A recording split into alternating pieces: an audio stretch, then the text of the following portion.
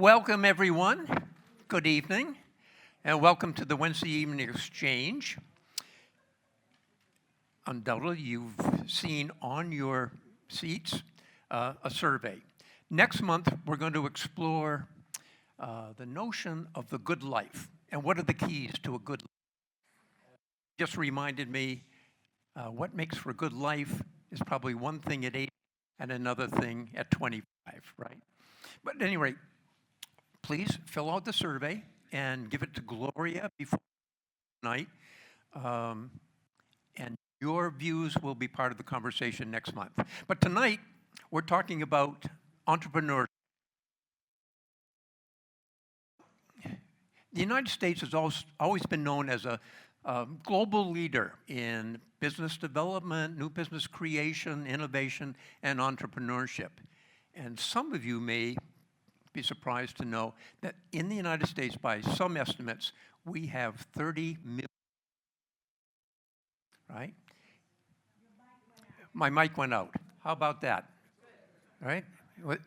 If it stays. All right, so in this country, we have approximately 30 million entrepreneurs have started new businesses. In fact, small businesses, I'm sorry for the feedback, small businesses account for 99% of all the businesses in the country. But 50% of them go under within 5 years. So it's one thing to start a new business. It's another thing to make that business profitable. Okay? So tonight we're going to explore that. And with us tonight to help us understand the role of the entrepreneur and the challenges and attributes of entrepreneurship is Wall Street Journal.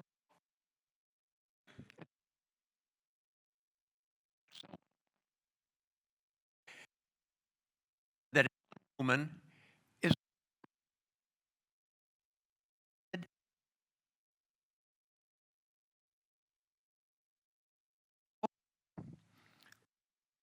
in Vermont with his wife, Julie.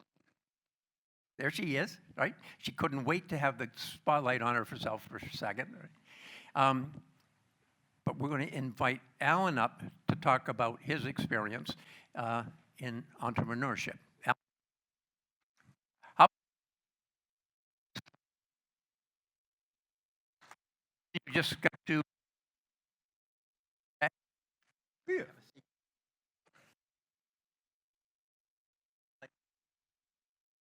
of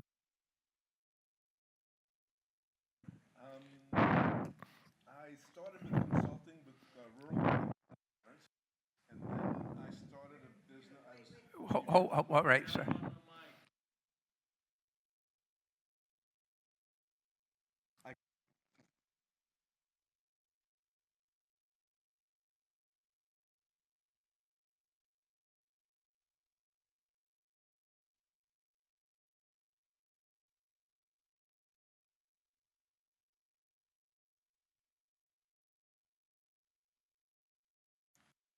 Old technology. So I started off consulting with rural health centers throughout Vermont, New Hampshire, and Maine. I then went to work with a friend of mine who was starting a business called Gardner's Supply Company, and I was his right-hand person and responsible for finance and operations, which I find very comical. When the business didn't grow quick enough for the two of us to coexist in the same business, I was moved over, and I started a business called Seventh Generation. Seventh Generation sold environmentally friendly products at the time that I did it. It was a catalog company. It's since grown to a lot of business and was bought by Unilever about 3, 4, 5 years ago. Then I started a brewery, a craft brewery called Magic Hat, and we grew to one of the largest craft breweries in America. We were the fastest growing brewery for about 7 years in a row. It was bought by a private equity company. I then went to work for a company called Boston Beer. large beverage company, and I was responsible for starting and growing an independently operating but financially owned by Boston Beer Company, opening up 3 brew pubs and 2 other projects. The brew pubs were in LA, Miami, and in New York. After that, I had a 5-year contract. I then did a bunch of consulting, and that brings us to where we are here tonight. Thank you. There was some I left out because they failed.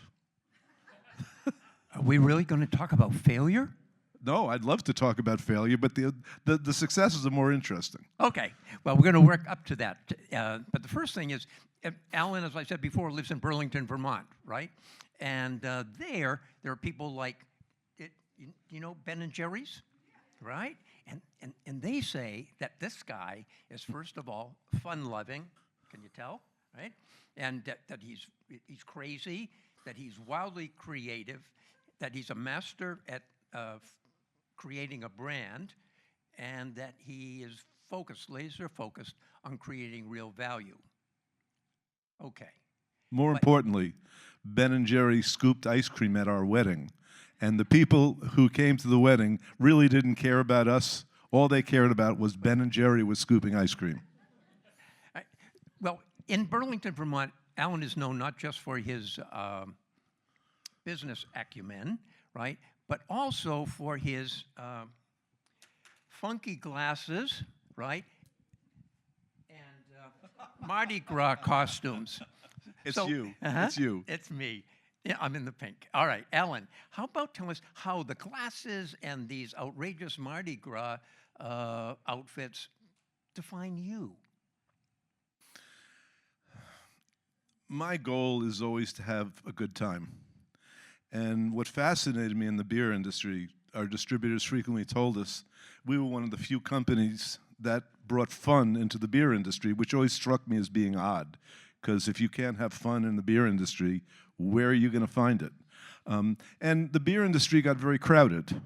And we had to continue to find things that helped us stand out from the crowd.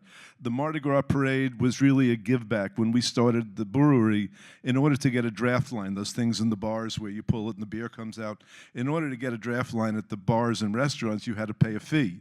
Well, we refused to pay the fee. And the second year we were in business, all the downtown merchants were supporting us, and we decided that we were going to do a Mardi Gras parade to give back to the downtown merchants. So in the middle of winter, we decided we were going to do a Mardi Gras parade. By the way, in case you didn't realize it, the middle of winter is cold in Vermont. My favorite was one of the parades had 8 inches of snow. And we would draw 25,000 people to these parades when it was 10 degrees, 15 degrees, 20 degrees. And just to put that in perspective, the county that we live in, Burlington is in Chittenden County, for those of you that didn't really understand that, had 100,000 people in the entire county, and 25,000 would show up at these parades we did in the middle of winter. And it was the biggest sales day downtown for years. Wow. You were talking about giving back. And giving back is something that's characterized a lot of your ventures, right? Yeah. Can you tell us about giving back and safe sex? I knew that would catch. Yeah, you love that one, I know. Yeah, you keep bringing that up. You know, what we found, I was in commodity businesses. You know, I was in the beer business, I was in the environmentally gadget business, I was in the gardening supply business, and they're all commodity businesses, and we had to find a way to stand out in those businesses. So each business was really based on a lifestyle, and what we found is that if we did things, we gave things that the community would like, that would help draw them to our brand, and we were very successful. The Save Sex program, at the time, AIDS was running rampant in America. And the local AIDS education and awareness organization in Burlington came to us and said, you know, we can talk to we can talk to people and tell them how to avoid AIDS while they're in school, and then after they're out of school when they're about 35 and they're now settling down, we can reach them again. But from the time they go to college and until they start settling down, they don't pay any attention to us. And they're your customers. Would you help us? And I said, well, what could we do that would have an impact? And they said, well, the single most important thing is that they should wear a condom. And so we created condoms called Magic Hats. And we would do promotions that we would go into bars, and we had pamphlets that talked about how people could have safe sex. And we would put a couple of pamphlets down at a table with 6, 8 people, and we'd say, hey, take a look at this, we'll be back in a little bit. And our salesperson would cycle back and say, hey, have you read this? And any of interest? Do you have any questions? And we would use that promotion to the college kids and up to 30, 35 years old. We stayed away from family bars, but it was a very successful promotion, and it introduced our beer brand to a group of people who then would create a relationship with our brand, which was, again, a commodity, no different than a lot of the other brands. Fantastic. Now, when we think about entrepreneurs, we often think of creativity, innovation, right, and risk-taking. How does that figure into your experience? Yeah, they're good. All of them are good. Luckily, I've been in industries where creativity is really the only thing that separates us from the other businesses in the same industry as we're in. And so I think to be successful in a commodity business, you really need to bring some creativity to the business. Luckily, I have a very, very short attention span, and I get bored very quickly. And so in the beer business, which was changing rapidly, I was constantly changing what we were doing just because I would get bored. And that turned out to be really successful. I've had major battles with people about whether or not I'm a risk taker. I don't consider myself to be a risk taker at all. By the time I've gone into a business, I've done a pretty good job of assessing what the risk is. And I'm a believer in starting small. And all my successful businesses were started small so that the learning occurred at the lowest possible price. Once we started to understand the industry, start the business, and once we started to gain some traction, we would then start spending more money to expand it. But I really never considered myself to be a real risk taker. You've also said that you're not maybe the typical, what we often think of typical businessman, right, and the financial whiz and all that sort of thing, right?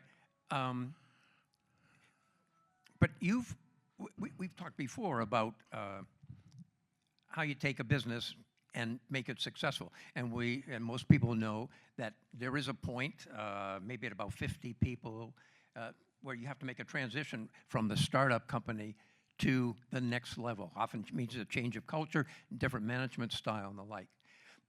What struck me in your book, High on Business, is that you talked about execution being a real key, right? And you said you're not, management is not your forte, but you also put an emphasis upon creating a workforce, right? Cultivating that workforce so they all feel they have a stake, and also cultivating problem solvers, right, to help maybe complement your skills. Can you tell us more about that? Sure. I was blessed. I had a team with me that started with 7th generation. I took the same management team to start Magic Hat. I took the same management team to Boston Beer with me when we created a business called Alchemy and Science. And they were all people who loved to create order out of chaos. I constantly create chaos because creativity and growth comes from chaos. It doesn't come from order. And so my job was really just constantly create chaos, constantly change things up, do things that everybody said you can't do. And this team, they thrived on cleaning up and bringing order to what I was doing throughout the entire time. And I found that all my businesses were really based on passion and enthusiasm. And during seventh generation, there was less than 2% unemployment in Chittenden County when we went from 5 people to 220 people. And we had people coming in off the street every day wanting to work there. We never had problems hiring people. In the beer industry, same thing. We grew pretty rapidly, and eventually we had over 600 people. And people wanted to work at our business because we were a good place to work. We treated people well, and we were successful. People love success, and they loved that we had a mission of helping build community interest in what we were doing. So we never had trouble building staff who were excited about working, who loved coming to work, and were totally sucked into let's run the plan. I had a guy who was just fabulous at building 5-year, 3-year annual plans, and he got the whole staff to create this plan. All of them thought it was their plan. Little did they know that they had nothing to do with it. It was really his plan. And what we found is, if people have a plan that they feel they created, then you don't have to set high goals, because they will beat all the goals that have been established.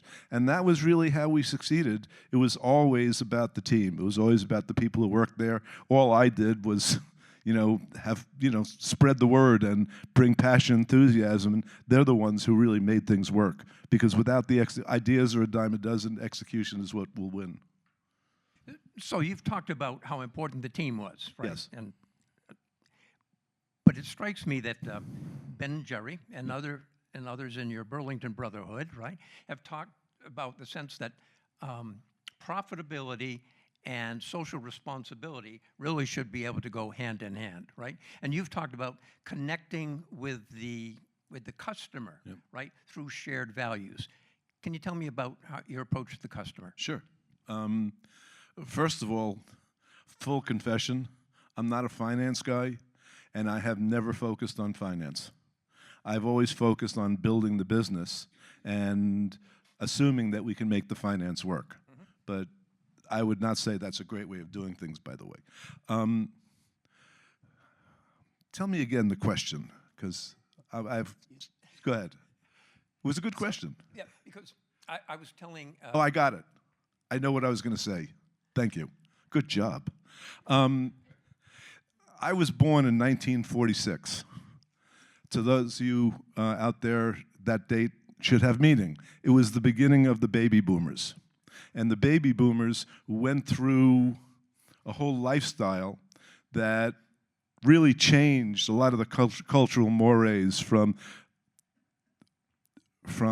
race relations to women owning their bodies to Vietnam War. We went through, and we never accepted the way the world was, and we always made an effort to change it. And we shared a common set of values and a common creative look at the world. And that group of baby boomers has been my customer profile my whole career. And so every time I've done a business, I've had this large group of people who shared a sense of values and shared an artistic sense of how to do things.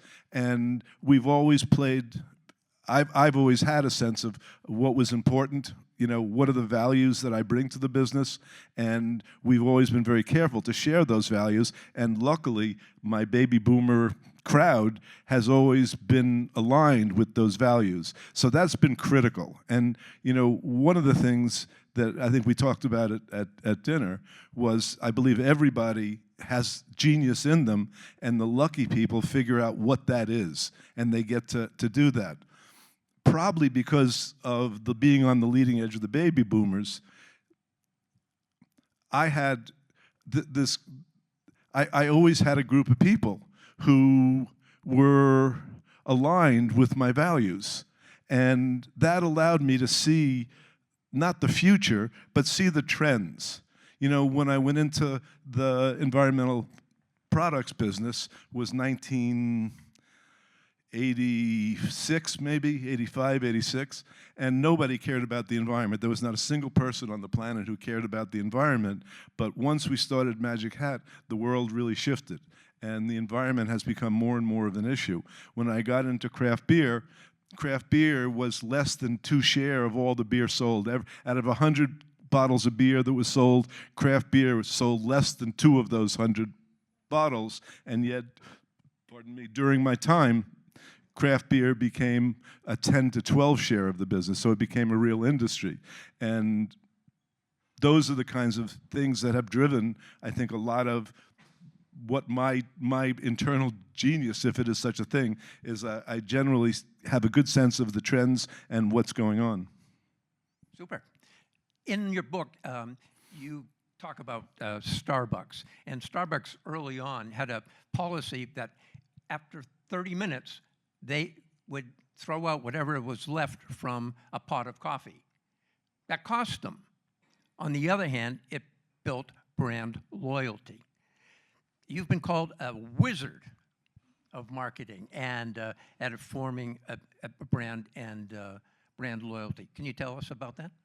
Yeah, it's really simple. And I'm a lifestyle guy.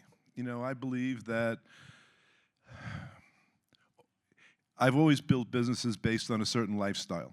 You know, seventh generation, the lifestyle was people who cared about the environment. And so being my passion for the environment at that time, it was really easy to communicate that passion, and people who had that same interest would jump on and would just be huge fans of what we were doing. At Magic Hat, I realized that beer could not be the driver. So I wanted to be in the music industry. And luckily, I got turned down on 2 offers to buy music businesses. And so when we started Magic Hat, I went, you know, I've never been to a concert where I didn't have a beer in my hand. The two go really well together. So we built Magic Hat based on the lifestyle of people who like to go out at night, like to have a good time, like to go hear music, and then that spread a little bit more to other things related. We got involved in some political stuff. We got involved in the safe sex, things that people who love going out at night doing, and we became the beer of choice for people who love going to music, who love going out at night.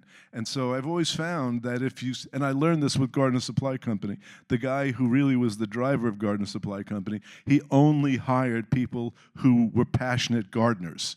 And his philosophy was, if we only hire people who are passionate about gardening, then we don't have to train them how to talk to our customers about gardening. We have to teach them how to put an order into the computer, but that's easy. And I went, you know, that's brilliant. And so at seventh generation, we only hired people who were passionate about the environment. And so when the customers contacted anybody on our staff, they were talking to somebody who shared the same values that they had, and that just really built the relationship. At Magic Hat, everybody else hired salespeople who were beer aficionados. We didn't. We only cared if they were music fans. We figured we could teach them about beer, but we couldn't teach them to love music. And when we went into new territory, our first task was always go to the music bars, go to the places where people love music, and our salespeople would speak the same language as the decision maker who also loved music. And so that's really how we built all of our businesses, was to stay focused on a lifestyle, bring passion and enthusiasm, so we would attract the people who were also attracted to those same values. And now we go back to the fact that I'm dealing with the largest group of consumers that the earth had known up until that point, so I had a lot of people to bring in. I didn't need 100% of the people. I only needed a percentage of the people who shared those same values, if that makes any sense. It makes sense. So we've just heard a story of considerable success in business and entrepreneurship, right? In the 80s, there was sort of a revolution in thinking about management and leadership. And one of the new terms was that managers do things right, by the book, right? But leaders do the right thing. The second thing that was a big change in management theory in this country was that failure is permissible. In fact, vitally important. I had the opportunity to travel across the country looking at different companies, some of the most successful in terms of building processes. I was at HP, and they were celebrating an innovation team. At HP, they have two seasonal markets. One is at the Christmas holidays, Christmas gifts, right? And the other is in the summer when people are going back to school. And so they always want to come up with a new innovative product.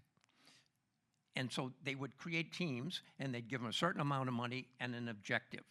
And one of the teams that I saw out there that was being celebrated had, after 6 weeks, gone back to management and said, we can't do what you've asked us to do with the money and constraints you put on us. They failed, and they were celebrated in their company. Failure is a way in which we all learn. Agreed. Right? Want to tell us? Yep.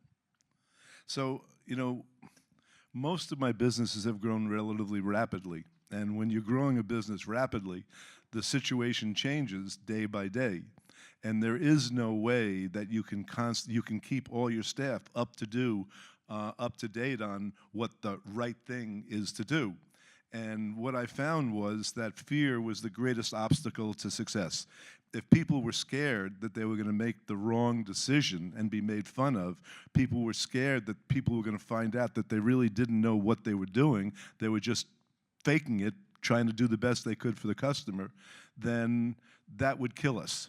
And so early on, I created this thing for at lunch at a weekly staff meeting. We played a game. It's called Who Made the Biggest Mistake? We actually didn't use the term mistake, but I'm being kind today. And the rule was you could only suggest yourself. You had to, we went around the room, and whoever felt they made the biggest screw up would tell the team what the screw up was, and then when everybody had talked about it, we would vote.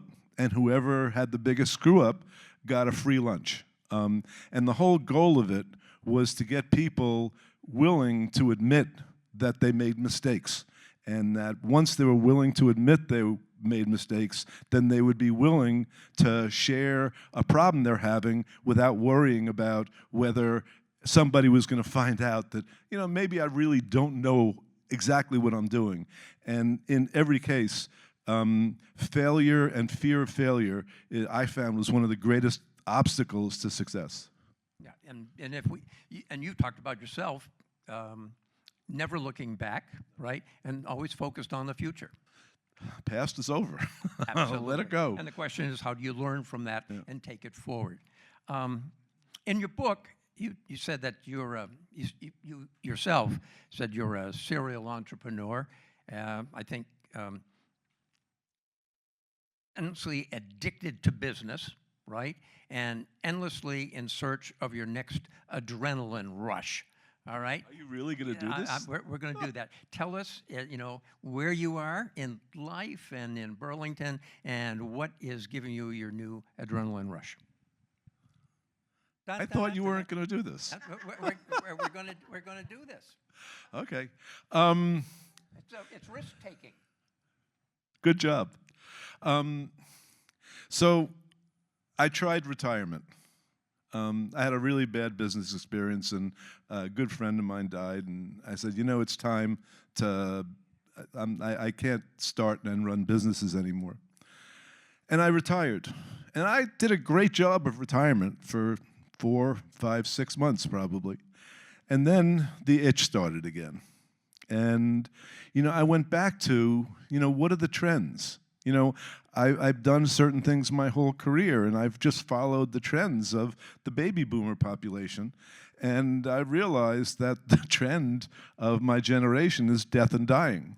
And that as a culture, we've really never accepted any of the way things were done. And as I come to look at my own death and dying, I went, I don't really like the choices. And I don't think a lot of my people are going to like those choices.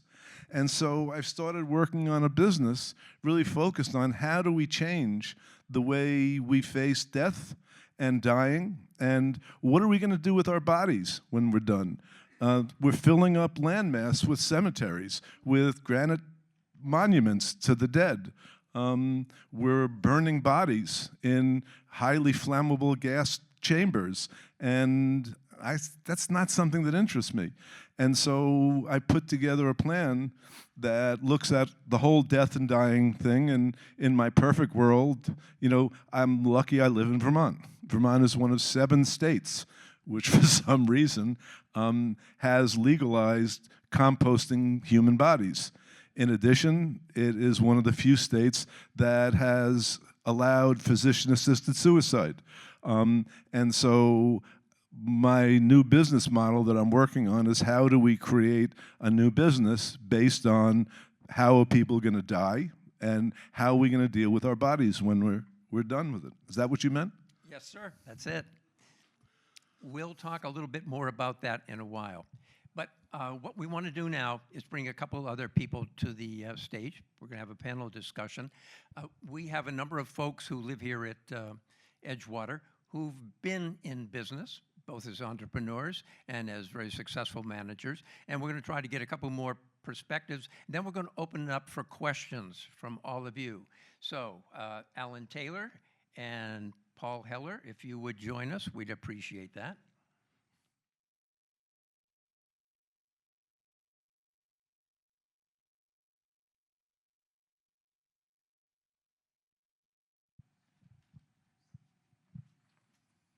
While we're waiting for them to come out, how about tell us, you said you never read your own press clippings. What does that mean? Bill Russell was one of my all-time favorite basketball players, for those of you that follow basketball. And after he was done with his career playing basketball, he was a color commentator on television, basketball games. And one of the things he used to frequently talk about is no team is ever as good as it looks when they're on a hot streak, and no team is ever as bad as it looks when they're on a cold streak. It's the same people. It's the same team. There are good days and bad. And I've learned that in life, it's the same thing. I have good days, I have bad days. You know, on the good days, people will think I'm a genius. On bad days, they'll think I'm a moron. The reality is I'm neither. I'm just a guy trying to figure out how to get through life. And so I find that reading press clippings really warps you. You know, if you start reading those press clippings, you start believing that garbage. And so I just don't bother. Great. Alan Taylor has had a fascinating career, as many of you know. Alan created a business which probably became the biggest sports marketing business. First of all, if you think I look bad, you should see what the other guy looks like. But I'm much better. No, I've been in sports all my life as a sports writer.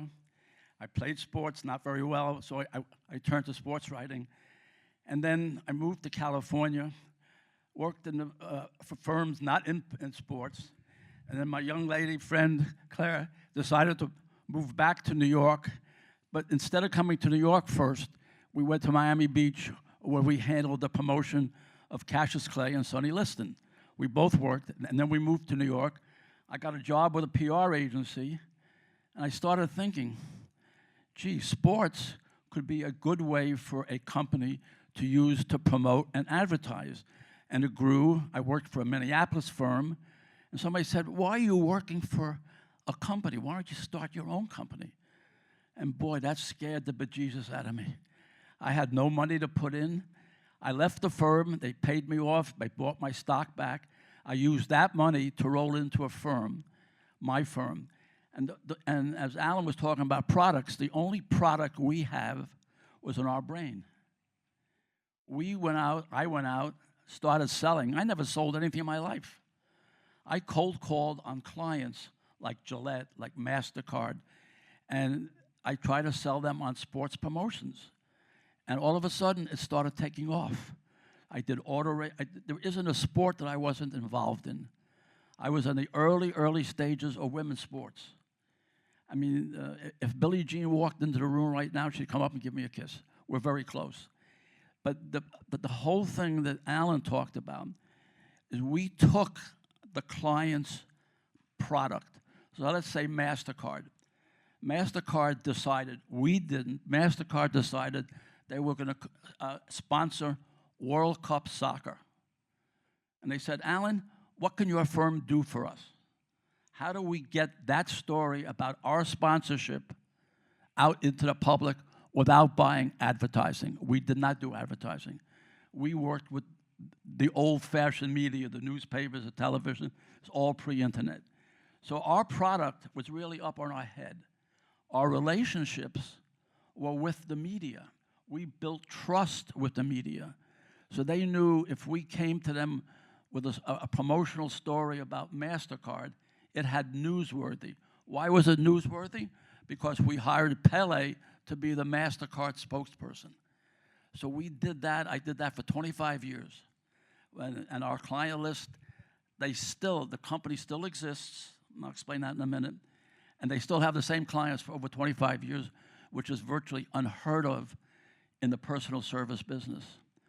And then toward the end, I decided, how do I get out of the business?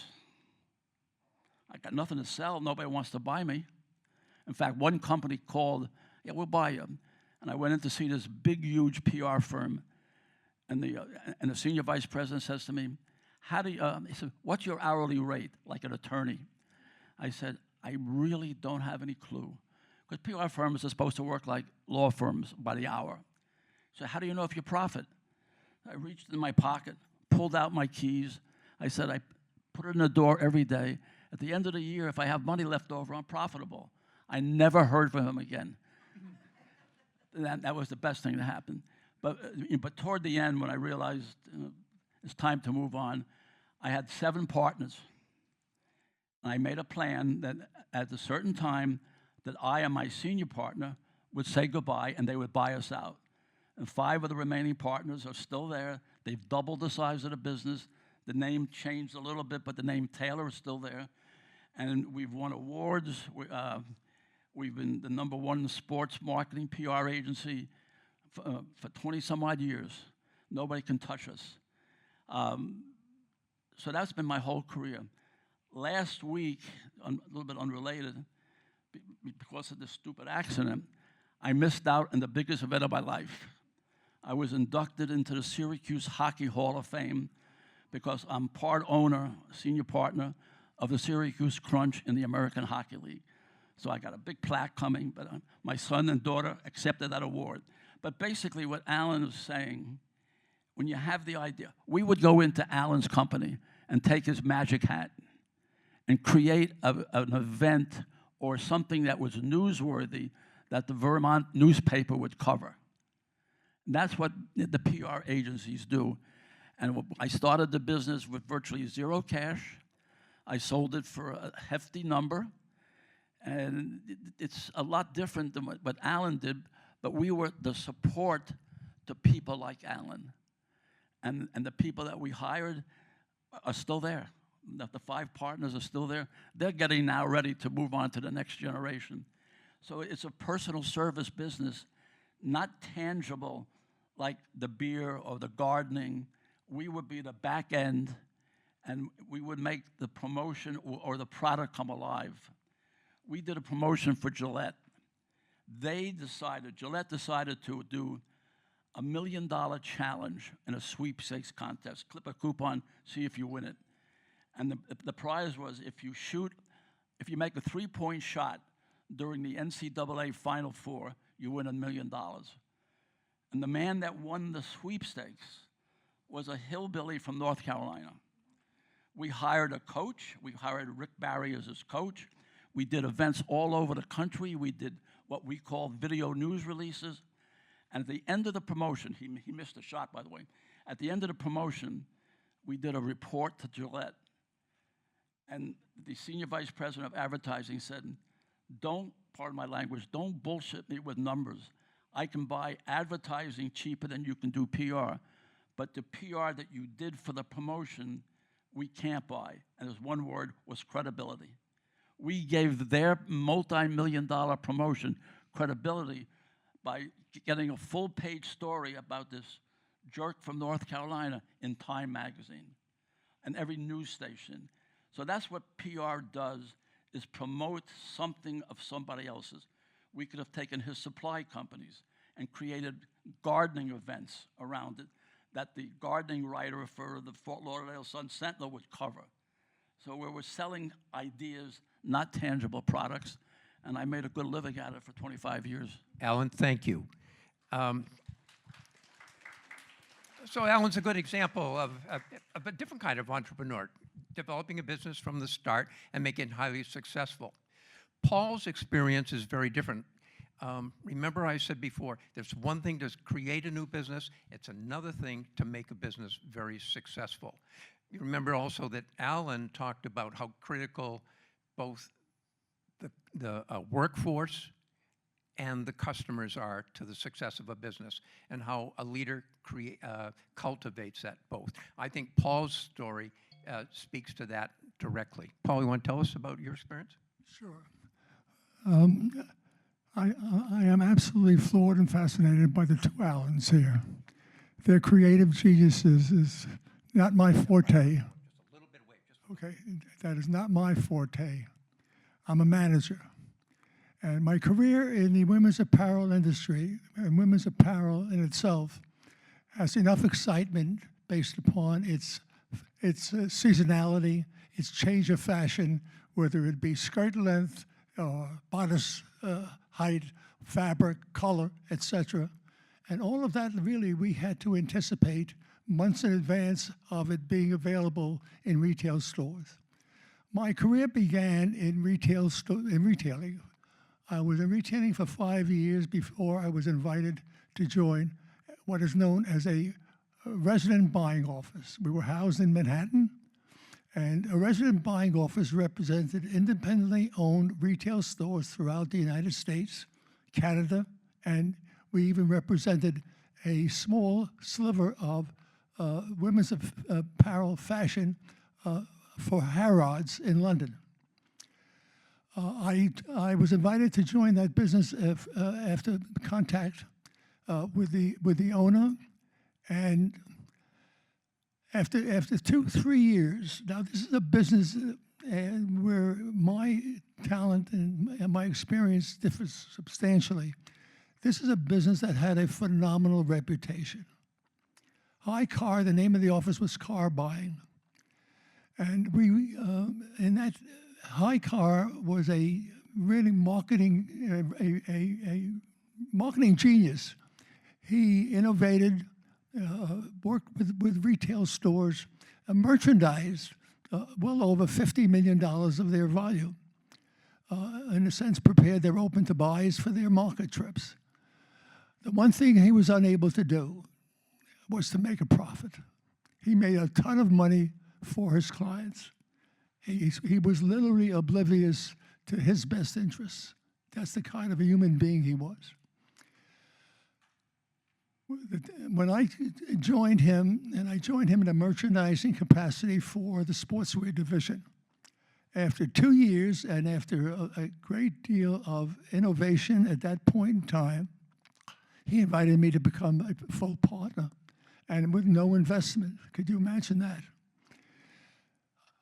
What I did actually in total that was vital, I was able to monetize a business that had a fantastic representation.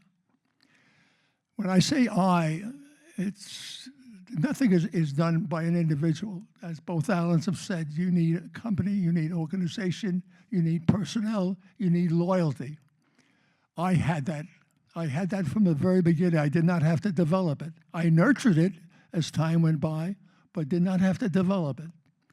And I had people with me for as long as 30 years. For the 30 years that I was in the buying office business, I had people that were with me at the beginning and were there at the end. And when I retired, the business continued with a young man I had brought in 5 years before, and then my son joined the company, and I walked out, left 30 Havana cigars in a humidor on my desk, never smoked again.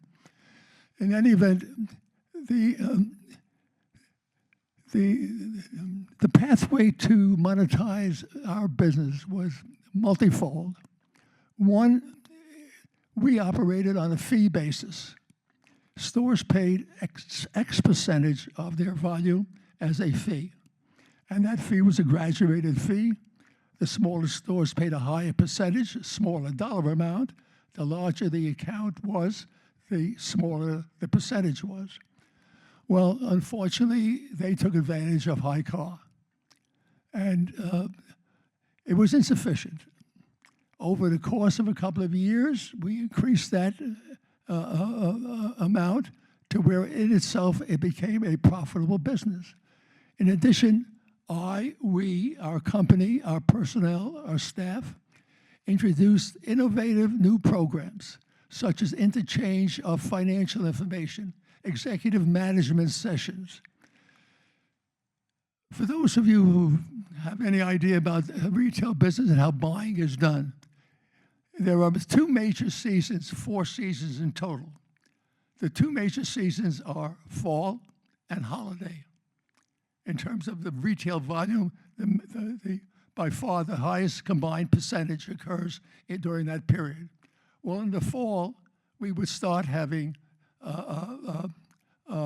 clinics at our office, introducing merchandise to our clients for that season.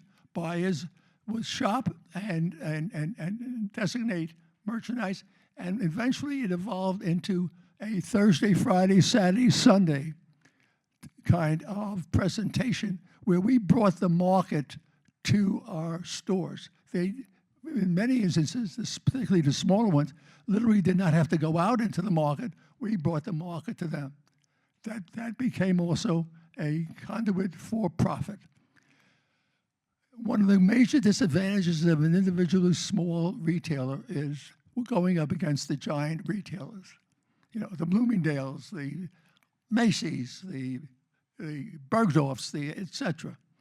And our stores were actually in the moderate through couture level.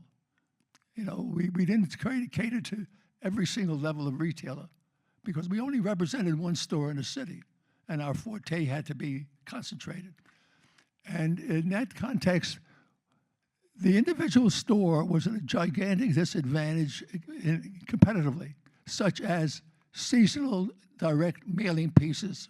We called it booklets.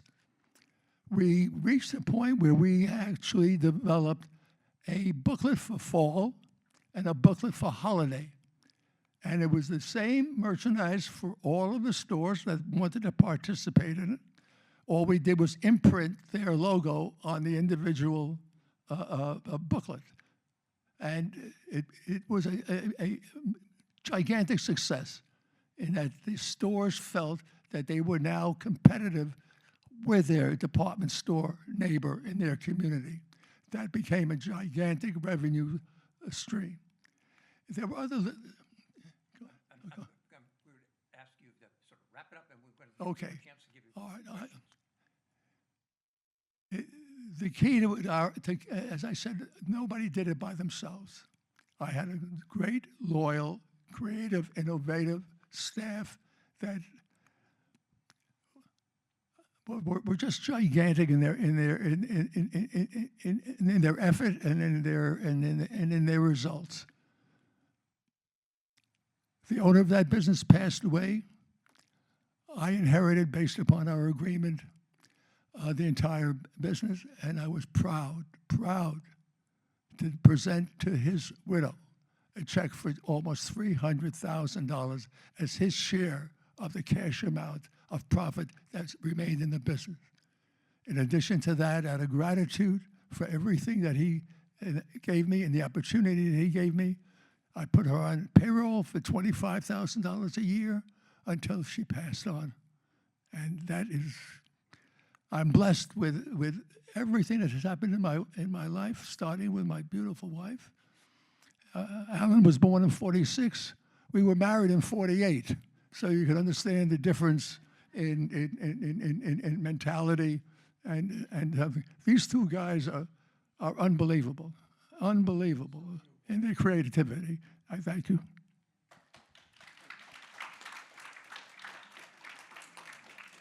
All right, clearly, business is is vibrant in this country. It's changing constantly. The markets are always changing, right? And always looking for people with new ideas, how to take advantage of both opportunities and changes in the culture. So you've heard from several people tonight. What kind of questions do you have? Yes, Brenda.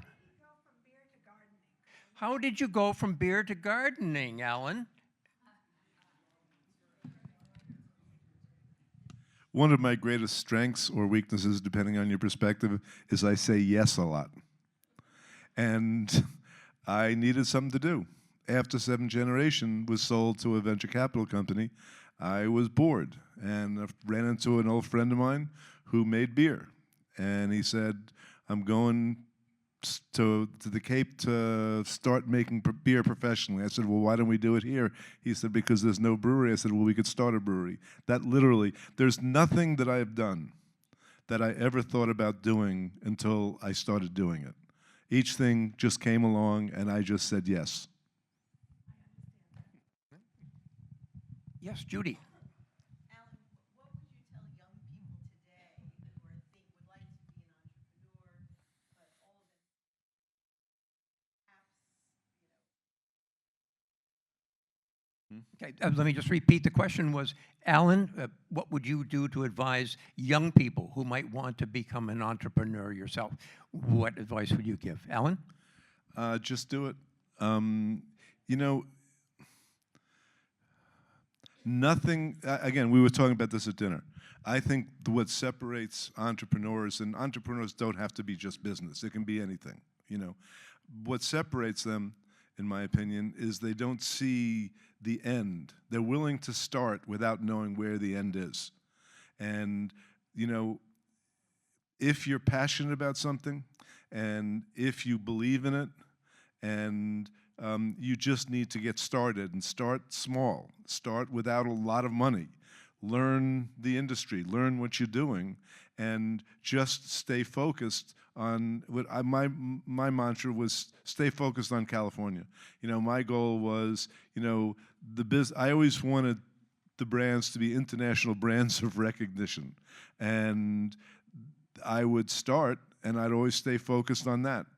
And I would take every detour in the road, but eventually stay focused on what you're trying to accomplish and take one step at a time.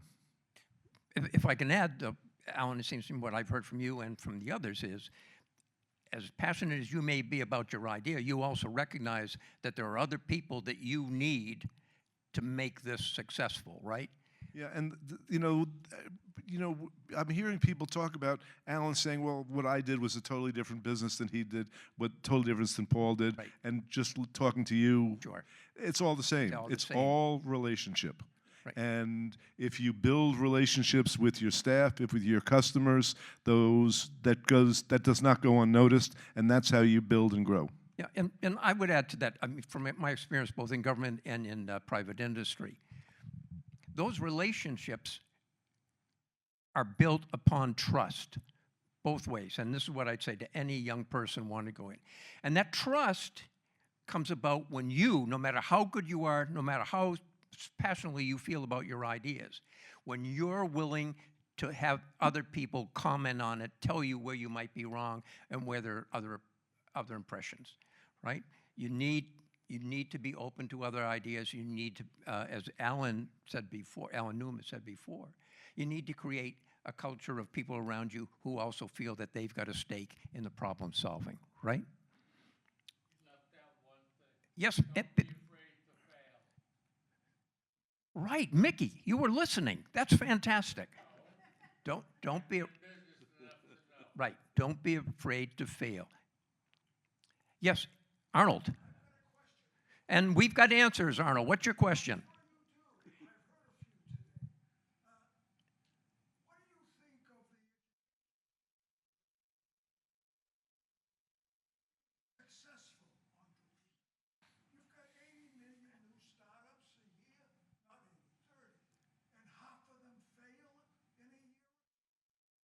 These people incapable because they're ill-educated?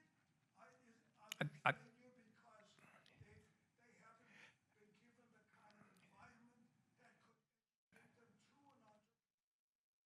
All right, I think there's two questions there, Arnold. Arnold's first question is, what do we collectively think of the U.S. educational system in terms of preparing people to be effective entrepreneurs, businessmen, leaders, and that sort of thing? All right, but you asked the question, and we're going to put that to the panel. But the second question I think you asked is, if in fact there are we don't have 30 million new businesses starting every year, right? No, but I said 50% of small businesses go under within 5 years, right? And is that a function of them? Is it a function of the competition? Is it a function of their ability to get staff resource? There's a whole slew of things that go into it. We'll ask. But let's go back to the very first question first. What do we think about the educational system? The one, Alan, I'm going to look quickly, Alan Newman, the education system that prepared you for all this, right? Alan Newman first, and then we'll come to you. Alan Newman first, and we'll come to you, yes. He wanted to do the failure first. I was an incredible failure in school. I went to 5 different schools in 5 years. I was thrown out of 3 of them. One of them I was thrown out twice.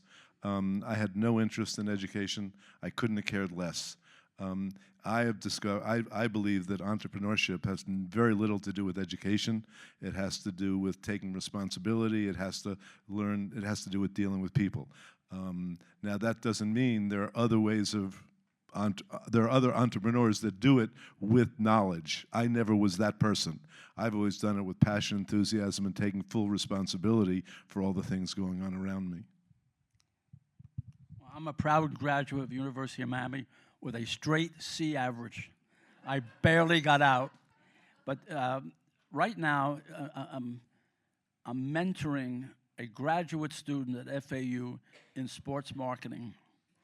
They won't let me teach or lecture because I don't have a master's degree. I only have a bachelor's degree, and you have to have 1 degree more than, anyway. This young man that I'm mentoring, he's a graduate student, and after 1 or 2 weeks, I've opened his eyes to stuff that they never even taught him in school. Why? Because the professors never worked in the private sector. And that's the problem with the educational system, that everything is done by the book. And if you don't have book knowledge, you can't be a professor. Well, these people that are teaching at FAU, and I'm sure all over the country, probably never worked a day in their life in the private sector to feel what Alan feels, what I feel, what Paul felt. It's different. And until the educators realize that, it's going to be a problem. Because to be an entrepreneur or to even be a successful employee, you have to have some, as I would say, chutzpah. You have to have something to understand that's not in the book. Yeah, if you want to be an accountant, yeah, you got to go by the book. You want to be a lawyer, you got to go by the, the legal aspects. But in the general practice of education, liberal arts is a joke. Unless you want to be an educator, they don't I took Spanish at the University of Miami from a person that didn't know Spanish. He was teaching Spanish from a book. You can't do that to be an entrepreneur. There's a huge difference between being book smart and being street smart. I started working when I was 9 years old, and I worked for 50 years until I retired at age 59. And the pathway to success is not necessarily through university learning and or degrees.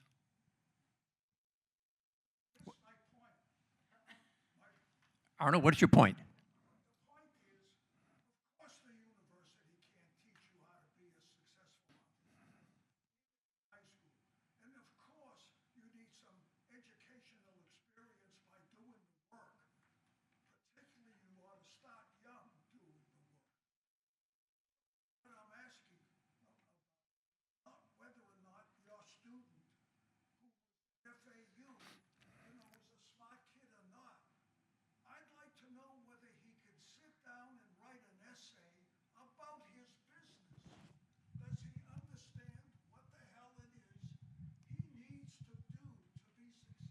Well, so far, I understand what you're saying. I've given him 2 assignments. The first one he presented to me, he showed creativity on the assignment. I've given him another one for next week. I want to see what he comes back with. And the assignment, and some of you will laugh. I gave him a product. I'll tell you the name of the product in a minute. I said, I want you to do a sports marketing plan on how to promote Kotex. Okay? We did that. Claire and I did that. We promoted it. I want to see how his thought processes work to help the manufacturer of Kotex get more exposure to young ladies. So I'm going to see, but that's what the schools don't do. They teach it what's in the book, and what's in the book is not real. All right, so somebody's got to take another point of view, right? There are an awful lot of very successful tech companies in the United States that are run by liberal arts majors. And it wasn't that they went to management school and read everything by the book. One of the things that I think that a good education provides for those who want to take advantage of it is experience in thinking out of the box, out of your comfort zone, and working through problems, all right? And so I'd say to any young person who has the opportunity, interest to go to school, do it. There's nothing that substitutes for also the experience that you get on the job and from figuring as well as learning. Go ahead, Alan. My daughter, do you people know what Waldorf school is? Waldorf? I'm not a huge fan, quite frankly, for a bunch of reasons, but my daughter went to a Waldorf school.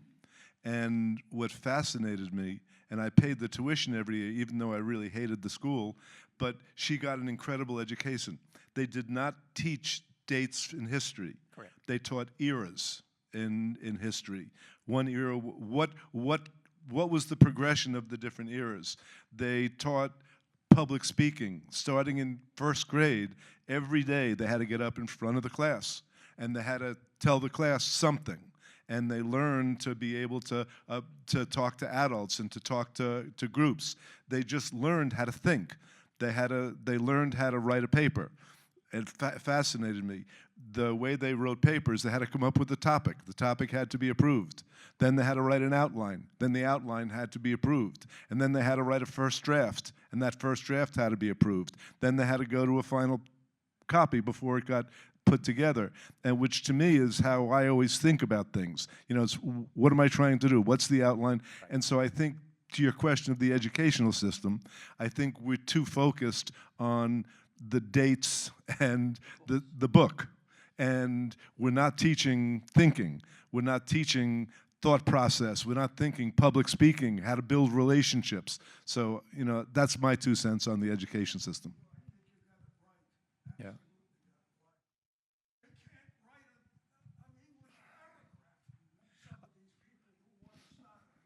I always got A's in English for the papers that I turned in, and I never understood how that paper could have gotten an A because I didn't think they were very good. And then one semester, one of my English teachers had me grading papers for him. I then understood why I got A's. And so if 99% of our businesses in this country are small businesses, the people who started those businesses didn't all go to business school, right? Many of them were successful, many of them were educated, and were not. Ellen and I were talking at lunch, and at dinner, and I think both of us feel that one of the most valuable traits that anybody can have is curiosity, right? No matter how passionate you might feel about something, the question is whether you're open to other ways of looking at things and working through the problems and with other people. Other questions? Yes, Julie. All of the panel or only one? Whoever wants to answer, what is the value of selling? What's the value of selling? In my profession, that's all we did was sell. We're selling a corporation, and then once we were retained by the corporation, We developed a program which we had to sell and convince the media to write about it. So we were always selling. So in my profession, despite what they teach you in college about public relations or textbooks, selling is 99% of it. How did you learn to sell? That's a good question. Passion. My passion for the sport, my passion for coming up with creative ideas enabled me to. I never sold a thing in my life until I started my own business. When I worked for other agencies, they handed me the project. Now, to reverse it, now I'm out knocking on doors to the MasterCards. So I had to sell them that my team, my staff, were creative enough to make their sponsorship come alive, and therefore we resold it to the media. So I've always been in sales, but the sale was never a tangible product like magic thing. We never had a product. The product was always up here in the brain. But my sense also is you can't sell something to someone or a business unless you understand what their need is, what their challenges are, and how you can meet that, right, and more effectively than your competitor. That means we have too many people who are out trying to sell something without understanding exactly where the customer is and what the customer needs and what the competition is. And they don't even understand their product. And too many salesmen don't understand their own product. I was very lucky to start in direct mail, direct response. And direct response taught me how to sell. Yep. Because we would do testing, test different headlines, test different concepts, and learn what people responded to, and it was all mathematical. I didn't have to guess, is this going to be a better headline? I could test it, and I would quickly learn. Yep. And I've used that experience throughout because Alan is 100% correct. Every business is selling. If you're not selling, then you're not getting revenue. I mean, give you another example. Diageo, which is a distiller, has a product called Yukon Jack. Anybody ever heard of Yukon Jack? Okay, it's a Canadian whiskey. They came to us and said, promote it for us. What are you going to do for us? Yukon Jack, what does that mean? Strength? Big guys? So we created a series of arm wrestling tournaments, good old-fashioned, which we had to sell Diageo that this is going to, where do we hold the arm wrestling tournaments? In bars. What did Diageo do? They gave away drinks in the bars. And the local media came out to cover the men and women doing arm wrestling. And then we had a Sports Illustrated come out and did a story on the championship. So we were always selling something to somebody. They said, come and show us what you can do. Arm wrestling. It fit the profile of the product. Great.